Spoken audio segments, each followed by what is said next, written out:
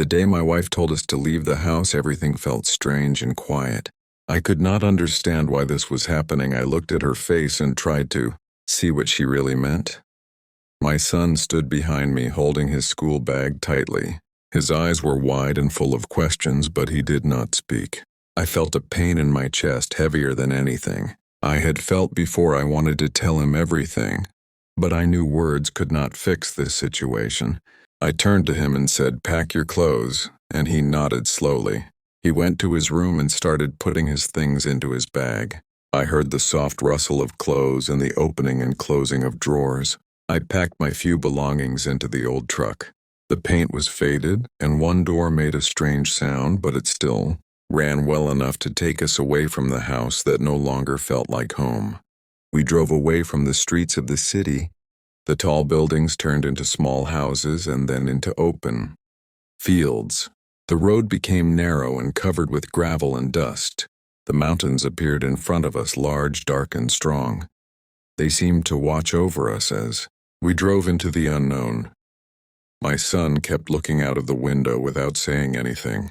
I felt proud of his silence and at the same time sad that he had to see such a sudden change in his life.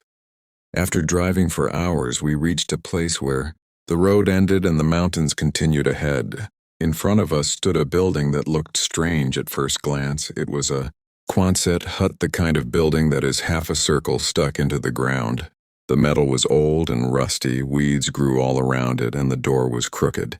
I had bought this hut years ago for very little money, never thinking I would ever live in it, but now it was the only place I could call a temporary home. My son got out of the truck and looked at the hut. His eyes were wide with curiosity and surprise. "Is this our house?" he asked. I nodded. "Yes, for now," I said. The wind blew across the metal roof, making a soft whistling sound. It felt lonely but also exciting. We both stepped inside and the air smelled of metal and dust. There was nothing inside, no furniture, no electricity, no water, just empty space and silence. The first night was cold. We spread blankets on the ground and tried to stay warm. I held my son close and we listened to the wind. The metal walls rattled and made noises that sounded like animals moving outside. I tried not to think about what could go wrong and focused on the warmth we had with each other. We did not sleep much that night, but we talked quietly about small things, about school, about memories from the past, and about hopes that seemed far away. In the morning, sunlight came through the holes in the metal walls. The hut looked different in the bright light. It seemed less scary and more like a challenge we could face together. We ate some bread and drank water. And then I showed my son the few tools I had brought. We started fixing small things. We moved rocks from the door. We cleaned out the weeds. We patched small holes in the walls with metal pieces. We were learning together, and every small task made the place feel more like home. Days passed quickly. We woke up early and worked until late. We learned what holes mattered and what we could ignore. We learned how to handle the cold mornings and the long nights. We found small things to laugh about. I taught my son how to use a hammer safely, and he taught me how to be patient. We shared meals, and sometimes we ran out of supplies, and then we would make a plan to go into the village for what we needed. At night, we sat outside on a small rock near the hut and watched the stars. The sky was full of lights, brighter than any stars we had seen in the city. My son asked questions about life and about people and about his mother. I tried to answer carefully. I never spoke badly about her. I just told him that sometimes adults make decisions that are hard to understand. Sometimes they get lost or confused. We stayed silent for a while, listening to the wind and the distant sounds of animals. We held each other close and felt a sense of safety despite being far from the world we knew. We started making small changes to our routines. We divided chores and made a schedule for collecting water for cooking and cleaning. We decided to store firewood near the hut to keep it dry. We planned a small garden in the spring. We imagined growing vegetables and flowers. We dreamed of building a small deck where we could watch the sunrise. These plans gave us hope and gave life a sense of purpose. We began to feel that the mountain could become more than just a shelter. My son began to take initiative. He started suggesting small improvements. We put up blankets to block the wind. We reinforced the floor with wooden planks. We even made a small bench using old scrap wood. He was proud of his work, and so was I. We celebrated small victories with laughter and shared meals. It felt good to see him gain confidence, and I felt a deep connection that only comes from facing challenges together. We discovered that life had changed, but we could adapt. The hut and the mountain taught us lessons about responsibility, care, and patience. We laughed often, sometimes at our mistakes, sometimes at small absurdities of our lives. The rusted hut stopped feeling like a mistake and started feeling like a promise. We were earning one small step at a time. The first month was the hardest, but also the most important. We survived the cold nights, the hunger, the loneliness, and the fear. We survived the silence and made it into something meaningful. We survived the unknown and turned it into a home. We survived everything the world threw at us, and in the process we became more than father and son. We became partners in survival, builders of a life that was entirely our own. And so the first part of our story ends with the two of us in the rusted Quonset hut on the mountain, holding blankets, close looking at the sky filled with stars and feeling safe together. We had lost a home, but we had found ourselves. We had lost certainty, but gained courage. We had lost comfort, but found strength, and that was enough for now. The mornings on the mountain were cold but beautiful. The sunlight came through the small cracks in the metal hut and made patterns. On the ground, my son woke up early and I woke up shortly after. He quietly made a small fire to warm the place while I stretched and looked at the view outside. We shared simple breakfast and talked about the plans for the day. We started fixing more parts of the hut. We patched walls, we built a small shelf, and cleaned the area around the hut. We went outside to gather wood. The trees were tall and the forest smelled fresh and clean. My son carried small pieces while I carried heavier logs. We walked carefully along the uneven ground and helped each other whenever we stumbled. The sun warmed our backs and the wind blew softly through our hair. We started to feel proud of what we were doing. Even though life had forced us here, we were learning to be strong and independent. One day we followed a small stream down the mountain. The water was cold and clear. We dipped our hands and laughed at how chilly it felt. My son picked up smooth stones and skipped them across the water. I watched and smiled, feeling warmth in my chest. We collected water in containers and carried it back to the hut. It was heavy, but my son did not complain. He was learning responsibility, and I was learning patience. My son began to take initiative. He suggested improvements. We hung blankets to block the wind, we reinforced the floors, and made a small bench from old wood. He was proud, and so was I. We celebrated small victories with laughter and shared meals. It felt good to see him gain confidence, and I felt a deep connection that only comes from facing challenges together. We started organizing our routines. We divided chores and made a schedule for water cooking and cleaning. We stored firewood near the hut to keep it dry. We imagined a garden in spring. We dreamed of building a deck to watch the sunrise. We talked about our plans, and it gave life a purpose. We began to feel that the mountain could be more than a shelter. Winter approached. The nights grew colder, and the snow touched the tops of the mountains. We layered blankets and wore extra clothes. We made a small area near the fire stove for sleeping. We learned to listen to the mountain and understand its sounds. The metal walls rattled in the wind, sometimes scaring us, but we learned to accept it as part of living here. Every challenge made us stronger and more determined. My son learned survival skills. He learned to gather wood safely, to start a fire, to collect water and store food. We practiced cooking simple meals and rationed our supplies. He took pride in our home and smiled at the improvements. I felt proud and grateful for his courage. Living together this way taught us lessons about responsibility, care, and love. We began to appreciate small moments: the birds in the morning, the fresh smell of water, the warmth of the sun, the taste of simple food shared together. These were things we had taken for granted before, but now they felt important. We laughed at mistakes and celebrated successes. We learned that even broken things could be repaired, and that life could continue even when it changed suddenly. We faced fears together. The darkness at night, the isolation, the cold nights, the uncertainty, all. These things could have broken us, but instead they taught us resilience. We learned to communicate, we learned to listen, we learned to work together. Our relationship grew stronger. We were no longer just father and son. We were partners in survival, builders of a life entirely our own. Sometimes we sat by the stream and talked about life. We wondered if we could go back to the city. We realized life was different now, and that was okay. We did not need to go back. We had everything we needed here. We had shelter, warmth, each other, hope, and the beginning of a new life. My son dreamed about the future. He drew pictures of what he wanted our hut to look like. He planned where the garden would be.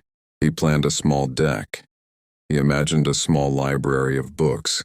He smiled when he shared these ideas, and I smiled too, because even in hardship he could dream, create, and hope. The hut and mountain became teachers. We learned patience, perseverance, and the importance of family.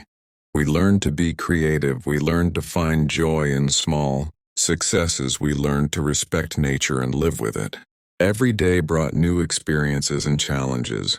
Every day also brought a chance to learn and grow. As winter deepened, we found comfort in routines. We built a fire area. We collected extra wood. We made small repairs. We learned to listen to each other. My son became braver. I became more patient. We learned together and grew together. We discovered life was not about comfort. It was about connection, courage, and creativity. It was about facing difficulties and still finding hope and joy. It was about working together and supporting each other. It was about building a life from nothing and taking pride in what we achieved. One morning we climbed a small hill and watched the sunrise spill gold across the mountains. We felt proud of the home we had built and the lives we had created. We realized the hut was no longer just metal and rust. It was a symbol of our journey, our effort, our bond, and our hope. We embraced and smiled and felt we had truly found a place to belong. The hut had become our sanctuary. We had learned lessons about life, survival, responsibility, and love. We had discovered resilience, patience, creativity, and hope. We had discovered the strength in unity and the joy in small victories. We had turned a broken place into a home and a mountain into a life we could be proud of. Winter had fully arrived on the mountain, and the cold was sharper than anything we had felt before. My son and I had learned how to layer blankets and clothes to stay warm. We had built a small area near the fire stove where we could sleep safely. Each morning we woke up early and started our work collecting wood, gathering water, and fixing small problems. Each day was hard, but we faced it together and learned to rely on each other for strength and encouragement. The rusted hut no longer felt empty. It felt alive with our efforts. We had built shelves, patched the walls, reinforced the floors, and started imagining small comforts. We found joy in our accomplishments and laughed when mistakes happened.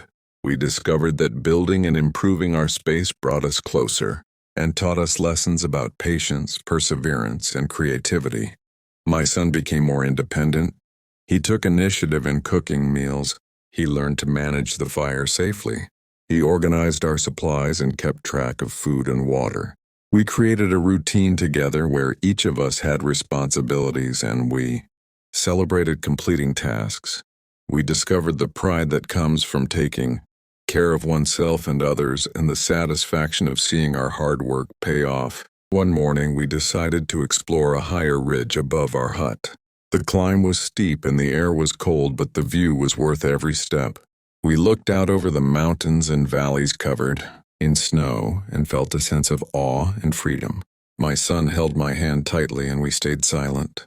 For a long time, enjoying the beauty around us, we realized that we had found more than a shelter. We had found a place of peace and a new perspective on life. The days became shorter and the nights longer, but we adapted. We used the time indoors to plan for the future. We imagined adding solar panels. We imagined growing a small garden in the spring. We imagined building a deck to watch the sunrise and someday inviting friends to visit. We drew plans in the dirt with sticks and shared ideas and dreams. We laughed at impossible ideas and encouraged the possible. Once we learned that dreaming was an important part of surviving and thriving. School remained a challenge. My son had to travel carefully on icy paths. We could not always afford supplies, but we made do. We found ways to create small comforts from the things around us.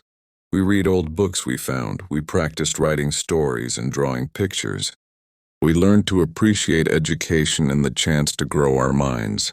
Even in harsh conditions, we discovered that learning can happen anywhere, and that curiosity and effort are more important than convenience. The mountain taught us lessons about nature. We learned to recognize animal tracks. We learned to understand the sounds of wind and trees. We learned to respect the cold and the snow and to plan around them. We realized that surviving in this environment required attention, care, and intelligence. We became observers of life and the changing seasons. And we learned to live in harmony with the place that had become our home. Our bond grew stronger every day. We laughed together, we shared meals, we solved problems together. We held each other when scared or tired, and we celebrated small victories. We discovered that love is more than words. It is action, care, and presence. It is helping and supporting and learning together. It is facing hardships and still believing in hope in each other. One evening, after collecting water from the stream, we sat outside and watched the stars. My son asked me if he thought things would always be this hard. I told him that life will have challenges, but that we now knew how to face them together. That we had found strength and courage within ourselves and in each other. We realized that hardship had taught us resilience, patience, and determination. As snow continued to fall lightly on the hut, we prepared for the cold nights. We gathered extra wood, we layered blankets, and checked our small repairs. We felt a sense of pride in how far we had come from the first night when the hut had felt empty and cold. We had transformed our lives through effort, determination, and love. We had built a home, a routine, and a life that belonged to us. My son continued to dream about improvements. We discussed ways to make the hut more comfortable and safer. We imagined future projects and adventures. We imagined friends visiting and laughter filling the spaces. We learned to find joy in imagination and planning and to combine it with practical action. We discovered that hope is strengthened when paired with effort and vision. Spring started to approach slowly. The snow melted and the streams ran fuller. We prepared soil for a garden. We planned a small area to plant vegetables and flowers. We discussed making small furniture from wood scraps. We imagined painting walls and adding decorations. We began to feel excitement and the reward of working toward something beautiful and lasting. We realized that the hut and the mountain were more than survival. They were teachers and companions. They showed us patience, care, planning, and creativity. They showed us that even in broken or harsh conditions, it is possible to build something meaningful. They showed us that love and partnership can grow stronger under challenge and that small steps lead to big accomplishments. The days on the mountain became a rhythm. We woke, we worked, we planned, we laughed, we rested, we faced the weather, the isolation, and the difficulties together. We discovered new skills and abilities. We discovered courage and resourcefulness. We discovered joy and gratitude. We discovered the beauty of simplicity and the power of unity. One morning we climbed the highest nearby hill and watched the sunrise spill gold across the mountains. We felt proud of the home we had built and the lives we had created. We realized the hut was no longer just metal and rust. It was a symbol of our journey, our effort, our bond, and our hope. We embraced and smiled and felt that we had truly found a place to belong. The hut had become our sanctuary. We had learned lessons about life, survival, responsibility, and love. We had discovered resilience, patience, creativity, and hope. We had discovered the strength in unity and the joy in small victories. We had turned a broken place into a home and a mountain into a life we could be proud of. And so our story on the mountain ended with us holding blankets close, watching the sunrise, and knowing that we were safe and loved and capable of facing whatever came next. We had built a life together. We had found courage, hope, and joy. We had survived and thrived. We had created a home and discovered the meaning of family and love and resilience in the rusted Quonset hut on the mountain.